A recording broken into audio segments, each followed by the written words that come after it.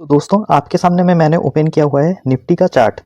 तो पिछले 1 सालों में हमें ये देखने को मिला है कि निफ्टी ने एक अच्छा करेक्शन के बाद एक अप मूव दिया। यहाँ पर एक छोटा-सा कंसोलिडेशन के बाद अब जो मार्केट है वो अपने रिकॉर्ड हाईज़ पर चल रहा है, अपने ऑल टाइम हाई पर चल रहा है। तो ऐसे में काफ़ी ज़्यादा पॉजिटिव सेंटीमेंट बना हुआ है। ऐसा सुनने में खबर आ रहा है कि जल्दी एफआईआईज़ की एंट्री हो सकती है और हमारा मार्केट पूरी रॉकेट की तरह स्पीड में और भी ज़्यादा तेज़ी से आगे बढ़ सकता है। तो इंडियन इक्विटी मार्केट में काफ़ी ज़्यादा आपको देखने को मिलेगा कि इन फ्यूचर और भी ज़्यादा धमाका होने वाला है। लेकिन पिछले सालों में आपने ये देखा होगा कि कई सारे ऐसे कंपनीज़ थे, केमिकल कंपनीज़, जो कि अच्छा मूव देने के बाद अच्छा खासा डाउनफॉल आया, फिर आईटी सेक्टर में भी। तो पिछली जो रैली जो लीड की थी वो पीएसयू कंपनीज़ ने लीड की थी।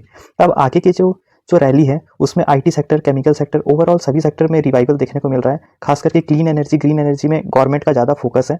तो आज के इस वीडियो में मैं आपके सामने में 2 ऐसे महा मल्टीबैगर कंपनीज़ लाया हूँ जो कि पिछले जो ये जो करेक्शन चल रहा था ना, जो भी हो, चाहे वो कोविड का करेक्शन हो, उसके बाद जो रैली आई हो, उसके बाद यहाँ पे एक जो कंसोलिडेशन का जो माहौल देखने को मिला, उसके बाद जो ये ब्रेकआउट आया, उससे पहले भी एक कंपनी जो थी वो रॉकेट की तरह स्पीड में ही चल रही थी, उसमें कोई भी ज़्यादा हमें करेक्शन देखने को नहीं मिला।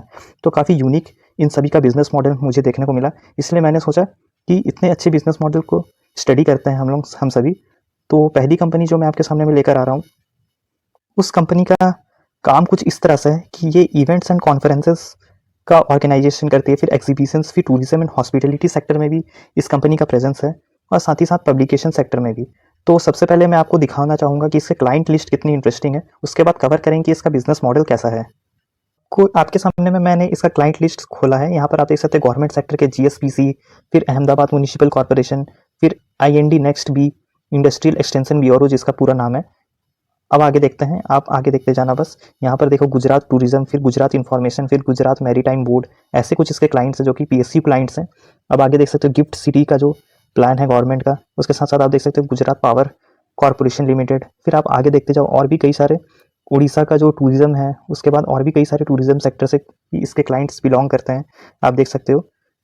आपको यहाँ पर आप स्क्रॉल करते जाओ, फिर कई सारे गवर्नमेंट के जो पावर कंपनीज जो हैं, फिर यहाँ पर आप देख सकते हो आईओसी, इंडियन ऑयल कॉर्पोरेशन, फिर gas gas authority of India limited, फिर एनटीपीसी, फिर आप देख सकते हो अदानी, रिलायंस जैसे, सुजलॉन जैसे कई सारे बड़े बड़े इसके क्लाइंट्स हमें देखने को मिलते हैं। फिर यहाँ पर आपको देखने को मिलेगा कि टाटा पावर भी, फिर पेट्रोल एंड एलएनजी। आगे आपको देखने को मिलेगा कि आइशर मोटर्स, फिर पॉलीकैब, सिंटेक्स, विप्रो।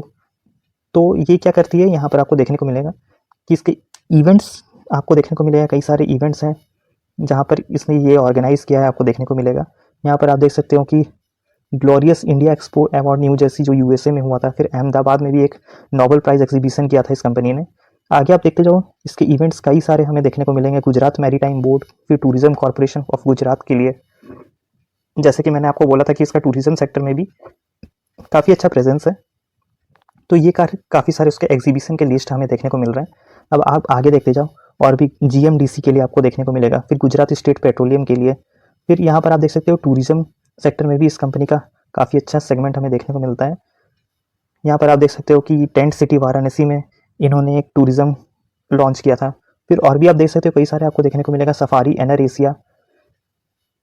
तो इसके साथ साथ कंपनी का क्या है, आपको देखने को मिलेगा कि मैगजीन यानी कि पब्लिकेशंस जो मैंने दिखाया था ना, कई सारे टूरिज्म को बढ़ावा देने के लिए ये कंपनी कई सारे time to time magazines, publications लाते रहती है।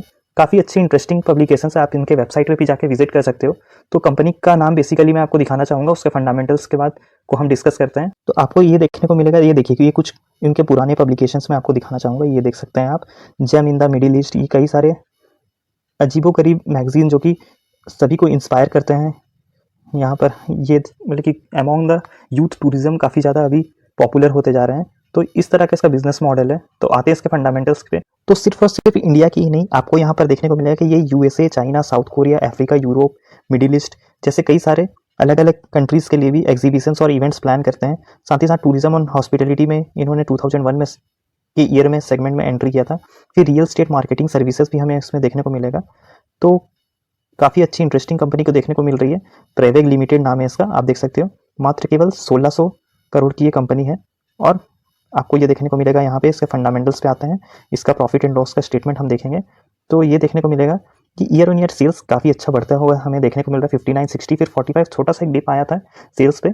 सबको पता है कि इन 2 सालों में क्या चल रहा था, मैं आपको दिखा देना चाहूँगा। यहाँ देखो, वो 2020 का इम्पैक्ट आया था। उसके बाद कंपनी ने काफ़ी अच्छा रिकवरी किया है, आप देख सकते हो, 84 और 73 का।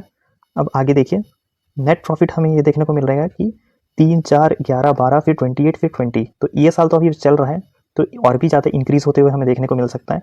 इसके साथ साथ आपको चौंकाने वाला डेटा ये मिलेगा कि ये फंडामेंटल से भी तेज भाग रही है कंपनी। आपको देखने को मिलेगा कि स्टॉक प्राइस का जो CAGR है वो ट्रिपल डिजिट में हमें देखने को मिलेगा। तो लास्ट 5 सालों में 206% का हमें CAGR देखने को मिल रहा है। उसी के साथ साथ प्रॉफिट ग्रोथ भी काफ़ी अच्छा हमें देखने को मिल रहा है। इस साल का डेटा तो अभी जस्ट तैयार हो ही रहा है। तो कंपाउंडेड सेल्स ग्रोथ भी 5 सालों का हमें 390% का देखने को मिल रहा है, और 3 सालों में सिर्फ और सिर्फ 12% का। लेकिन रिटर्न ऑन इक्विटी में काफ़ी अच्छा हमें 40+% के हिसाब से हमें बढ़ोतरी देखने को मिल रही है। अभी आपको देखने को मिला है कि रिजर्व्स जो है इस कंपनी के वो 84, 144 यानी कि कितने तेजी से बढ़ते हुए जा रही है। और बोरोइंग्स देखो, कंपनी के पास मात्र ना केवल सिर्फ और सिर्फ 2 करोड़ का, जो कि नेग्लिजिबल सा एक डेप्ट हम इससे मान सकते हैं। अब आगे देखिए कि यहाँ में प्रोमोटर्स काफ़ी तेज़ी से अपना हिस्सेदारी को कम कर रहे हैं। यहाँ पर आपको देखने को मिला है एक ज़माने में 70+ था, अभी 54। पिछले क्वार्टर में भी बेचा हुआ है, मुझे तो ऐसा लग रहा है 55%। लेकिन यहाँ पर एक चीज़ हमें देखने को इंटरेस्टिंग देखने को मिल रहा है कि इसी के साथ साथ जो FIIs है वो धीरे धीरे इस कंपनी को एक्यूमुलेट करते जा रहे हैं। यहाँ पर आपको देखने को मिलेगा 3 से फिर 5 से फिर 6+। फिर DIS का तो कुछ छोटा सा इंटरेस्ट है, जो कि मुझे उतना कॉन्फिडेंट नहीं लग रहा है देखकर, लेकिन बाकी सारी होल्डिंग जो है वो पब्लिक के पास है। अब आते हैं इसका चार्ट पैटर्न। तो ये रहा कंपनी का चार्ट। आपको देखने को मिलेगा कि पिछले ट्रेडिंग सेशन में ये 3.68% का रिटर्न्स बनाया था इसने। इसके साथ साथ 6 महीना का थोड़ा लंबा चार्ट पैटर्न देखेंगे तो 42% का हमें देखने को मिल रहा है। फिर पास्ट ईयर में 192% के हिसाब से हमें पैसा तो 2 गुना होते हुए हमें देखने को मिल रहा है। फिर 5 सालों में आप यहाँ पर देख सकते हो, यहाँ पर अमेजिंग डेटा आपको देखने को मिलेगा। यहाँ में 295x यानी कि 295 टाइम्स जो है इन्वेस्टर्स का पैसा इसने ग्रो करके दिया है। और इसमें कुछ खास करेक्शन भी नहीं आया है इन सालों में, ये भी देखने को मिलेगा आपको। कितना कंसिस्टेंटली ये चार्ट ग्रो होते हुए हमें देखने को मिल रहा है। तो आप देख सकते हो कि ऑल टाइम का जो चार्ट है वो 5 ईयर्स से लैग कर रहा है। यहाँ पर आपको देखने को मिलेगा कि 5 सालों में ज़्यादा रिटर्न्स देखने को मिलता है। मैं फिलहाल इस कंपनी को इसलिए स्टडी कर रहा हूँ ताकि आगे आने वाले कुछ क्वार्टर्स में गवर्नमेंट बहुत ज़्यादा लाइमलाइट में रहने वाली है, क्योंकि अगले साल इलेक्शन है, तो कई सारे इवेंट मैनेजमेंट का जो इसे ऑर्डर्स हाथ लग सकते हैं।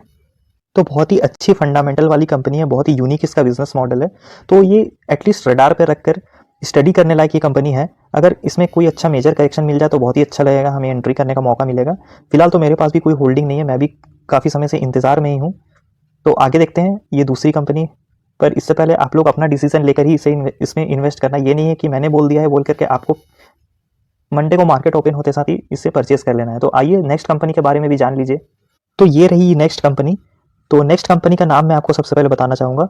ये देखिए, ऑथम इन्वेस्टमेंट इन इंफ्रास्ट्रक्चर। ये कंपनी जो है वो क्या करती है, वो business and investment of shares यानी कि शेयर्स और सिक्योरिटी मार्केट्स में इसका कामकाज है। और ये क्या फोकस करके काम करती है कि अपने स्टेक होल्डर्स की वैल्यू को एनहांस करें। यहाँ पर आपको क्लियरली देखने को मिलेगा कि enhancing the value of its stakeholders. तो ये कब से इन्होंने करना शुरू किया है, ये 2022 यानी कि पिछले साल से ही इन्होंने मतलब कि ये काम स्टार्ट किया है। लेकिन ये कंपनी जो है, आपको एक इंटरेस्टिंग चीज़ ये देखने को मिलेगा कि इसने जो रिलायंस की एक कंपनी हमें देखने को मिलती है कि रिलायंस कैपिटल फाइनेंस लिमिटेड है ना, माफ़ कीजिएगा, रिलायंस कॉमर्शियल फाइनेंस लिमिटेड, जो कि 2000 में बनी थी, जो कि एक रजिस्टर्ड NBFC है, उसको इसने एक्वायर किया है। यहाँ पर आपको देखने को मिलेगा ये जो है ऑथम इन्वेस्टमेंट इंफ्रास्ट्रक्चर, उसने इस कंपनी को एक्वायर किया है। तो ये कंपनी के जो वेबसाइट है उसमें कोई खास ज़्यादा मुझे इन्फॉर्मेशन देखने को नहीं मिला। लेकिन एक चीज़ बहुत ही ज़्यादा इंटरेस्टिंग देखने को मिलता है कि यहाँ पर आपको ये देखने को मिलेगा कि MSME loans, SME retail consumer जो है उसके तो जो ट्रू पोटेंशियल उन्हें जो देखने को मिलता है जैसी कंपनीज में, वो ऐसी कंपनीज को फंडिंग प्रोवाइड करते हैं। यहाँ पर आपको यही देखने को मिलेगा कि इन्होंने क्या मदद किया है कि सक्सेस स्टोरीज क्रिएट करने पे 4 लाख से भी ज़्यादा MSME को इन्होंने country and disburse over 88,000 crore का इन्होंने लोन दिया है MSME को, और उनके बिजनेस को एम्पावर किया है। तो काफ़ी अच्छी कंपनी है, बहुत ही मतलब कि यूनिक इसका बिजनेस मॉडल है कि स्टार्टअप्स को भी काफ़ी ज़्यादा फंडिंग करती है। अब आएंगे कि इस कंपनी का जो फंडामेंटल्स है वो हमें क्या बताते हैं। देखिए, हम आगे स्क्रीनर के वेबसाइट पे यही कंपनी को हम आज डिस्कस कर रहे हैं। यहाँ पर आपको देखने को मिलेगा कि ये कंपनी जो है वो फंड प्रोवाइड करती है, इन्वेस्टमेंट इन शेयर, सिक्योरिटीज़, म्यूचुअल फंड्स, फिर लोन भी प्रोवाइड करती है।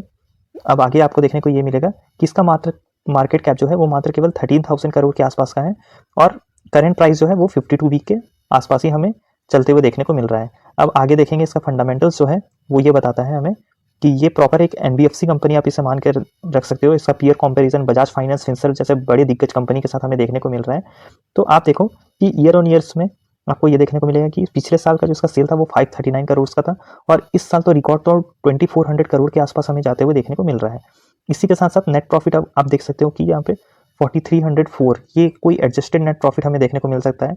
वो जो रिलायंस की जो कंपनी जो है वो एडीएजी ग्रुप की है, जो कि वो बंद होने के कगार पर आ गई थी। आपको सबको पता है कि अनिल धीरूभाई अंबानी जी की जो भी कंपनीज है वो सभी के सभी क्रैश हो चुके हैं, उनकी कोई खुद की वैल्यू नहीं है इस वक्त। तो ये कंपनी ने उसे एक्वायर किया है, और इस साल आप देख सकते हो कि नेट प्रॉफिट जो है कितना अच्छा, हमें 6000 करोड़ के भी आसपास का से भी ज़्यादा ऊपर देखने को मिल रहा है। आप अर्निंग पर शेयर भी देखकर चौंक जाओगे, 361 का हमें देखने को मिल रहा है। अभी आप देखो कि कंपनी का ज़्यादा डेटा तो अवेलेबल नहीं है, लेकिन स्टॉक प्राइस का जो CAGR है आप देख सकते हो 350 से भी ज़्यादा के परसेंटेज में ग्रो होते हुए देखने को मिल रहा है। लास्ट 3 सालों में, 5 सालों में भी 300% का देखने को मिल रहा है। और इस साल में स्टॉक प्राइस का CAGR 241 करोड़ का, मतलब कि 241% का, माफ़ कीजिएगा। आप यहाँ पर देख सकते हो कि रिजर्व्स इसके काफ़ी अच्छा ग्रोइंग मैनर पे हमें देखने को मिल रहा है। 3300 से सीधा सीधा 7000 के ऊपर हमें देखने को मिल रहा है, और बोरोइंग्स कम होते हुए देखने को मिल रहा है लास्ट ईयर के कंपैरिजन में। ठीक है, अब आगे आते हैं, इसके प्रोमोटर्स की जो हिस्सेदारी हमें देखने को मिलेगा डे बाई डे, मतलब कि यहाँ पर आपको देखने को मिलेगा क्वार्टर ऑन क्वार्टर हमें यहाँ पर बढ़ते हुए ही देखने को मिल रहा है। FIIs भी इस पर एंट्री कर चुके हैं, आपको यहाँ पर देखने को मिलेगा काफ़ी सारे FIIs जो है वो 7% का हिस्सेदारी ले चुके हैं, और रिमेनिंग जो है वो पब्लिक के पास क्वांटिटी है। तो ऑथम इन्वेस्टमेंट इन इंफ्रास्ट्रक्चर जो मेरे रडार पर इसलिए आया था क्योंकि मैंने पिछले वीडियो में एक शेयर को कवर किया था जिसका नाम है कैंटरबिल रिटेल लिमिटेड। तो कैंटरबिल रिटेल लिमिटेड जो है उस पे भी मुझे ऑथम इन्वेस्टमेंट इंफ्रास्ट्रक्चर का मुझे जो है होल्डिंग्स देखने को मिला था। तो मैं आपको वो भी दिखाता हूँ अभी इस वक्त। तो आप यहाँ देख सकते हो मैंने कैंटरबिल रिटेल को ओपन किया था। जब मैंने इसे डिस्कस किया तो ये 4 डिजिट पे कंपनी चल रही थी, उसके बाद एक कॉर्पोरेट एक्शन हुआ है, उसके बाद ये एडजस्टेड प्राइस हमें देखने को मिल रहा है। तो ये मत सोचना कि मेरे बताने के बाद ये कंपनी क्रैश हो गई। ठीक है, अगर आपको डिटेल्स भी स्टडी करना है तो ये काफ़ी ज़्यादा इंटरेस्टिंग कंपनी है। आप यहाँ पर देख सकते हो 2000 करोड़ के आसपास का इसका मार्केट कैप है। आप इसे स्टडी करना, काफ़ी ज़्यादा इंटरेस्टिंग रिटेल सेगमेंट की ये कंपनी है, आपको बहुत ही इंटरेस्टिंग लगने वाला है वो वीडियो भी।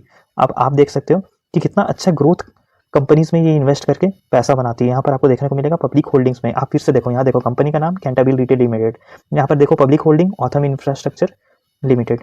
ठीक है, यहाँ पर आप देख सकते हो इसकी भी होल्डिंग्स यहाँ पर है।